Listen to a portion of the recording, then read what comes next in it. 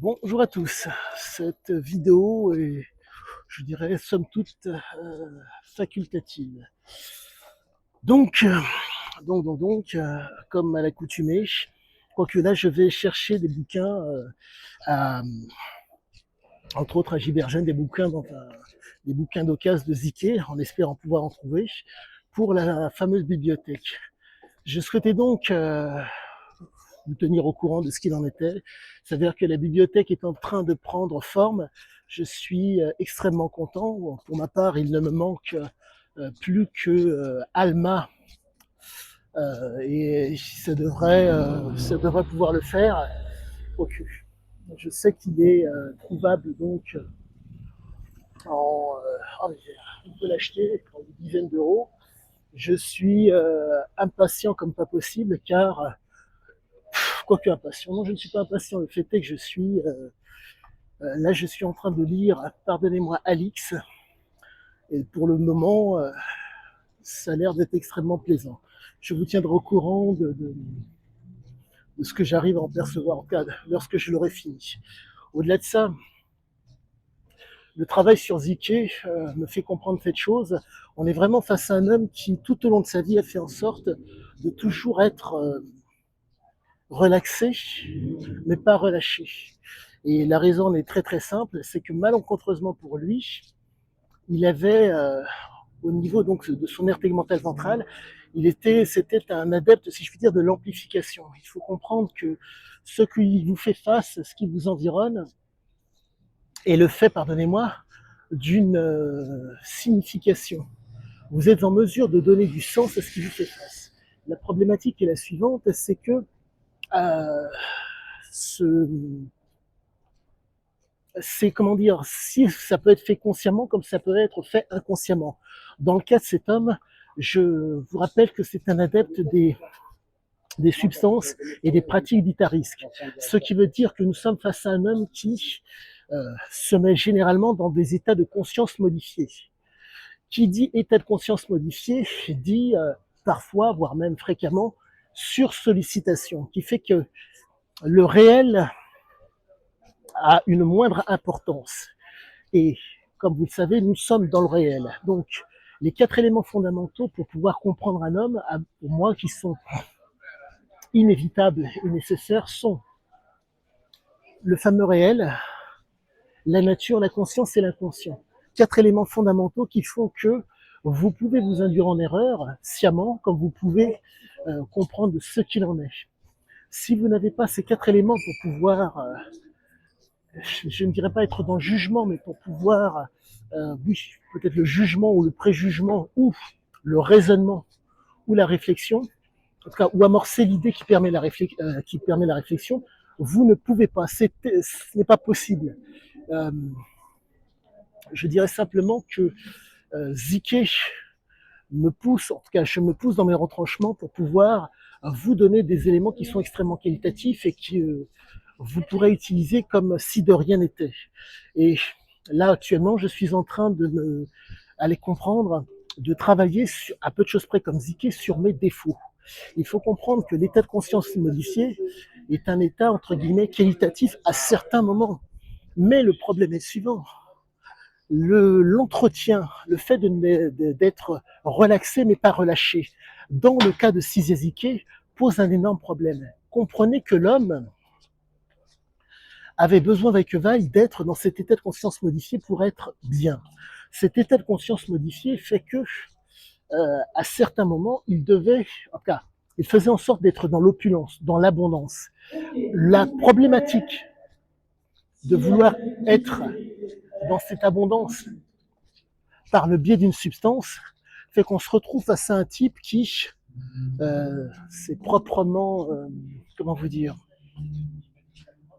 ça peut être sale. C'est-à-dire que si le ressort est négatif, ça va être sale.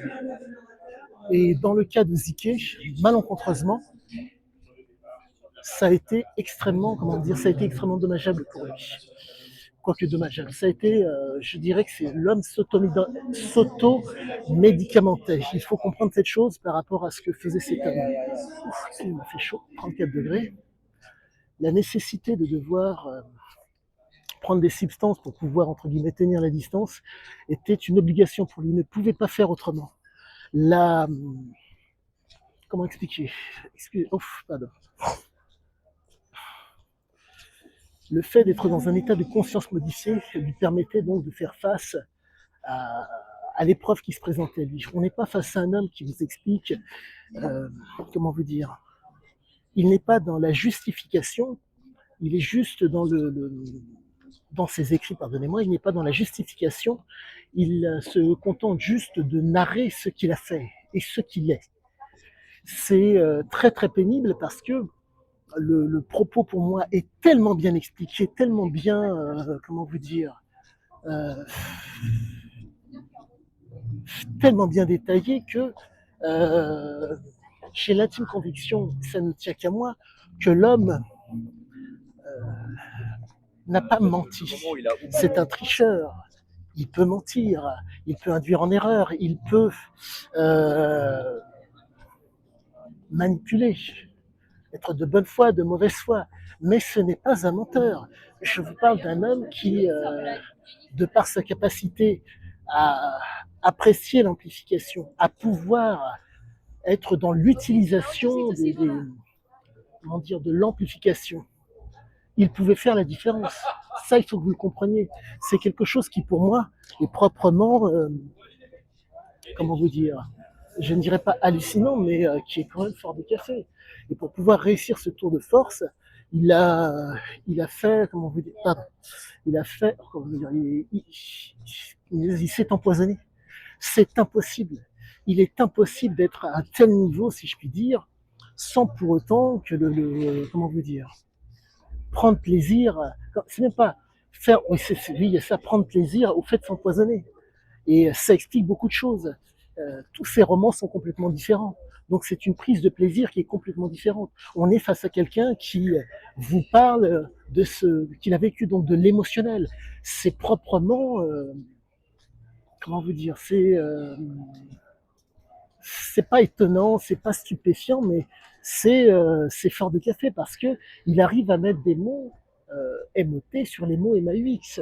Et certes, il ne développe pas plus que ça par rapport au mot MAUX, mais moi, pour ma part, je m'intéresse, pour pouvoir comprendre le texte, à la biologie. Je m'intéresse à la physiologie, la neurobiologie et la neurophysiologie. Et là, je peux vous affirmer une chose. C'est proprement hallucinant. Il n'a, pour moi, il n'a pas menti. Il a réellement fait en sorte que de mettre par écrit ce qu'il était. Mais c'est vraiment très très sale parce que le conditionnement et le renforcement négatif sont tellement omniprésents pour pouvoir faire quelque chose que je ne vois pas si mensonge il y a eu. Il y a eu mensonge, mais comprenez que la capacité à pouvoir être dans le mal pour se faire bien, ou faire en sorte que le mal soit récompensé par la vertu, est tellement présent chez lui que mentir c'est une chose, tricher en est une autre. Mais quoi qu'il en soit, il aurait été capable de le faire. Il pouvait le faire. Car entre le mal et le vice, il était en mesure d'utiliser ce qu'il fallait pour que ça fonctionne. C'est vraiment, je ne dirais pas sale, mais c'est déstabilisant. On est vraiment face à quelqu'un qui, c'est très déplaisant. Très, très, je n'apprécie pas. Je n'apprécie pas plus que ça, mais je ne dirais qu'une seule chose. Waouh, c'est vraiment, non. Voilà, petite vidéo du jour sous 34 degrés, en espérant que ça vous plaise et à bientôt pour la suite. Ouh.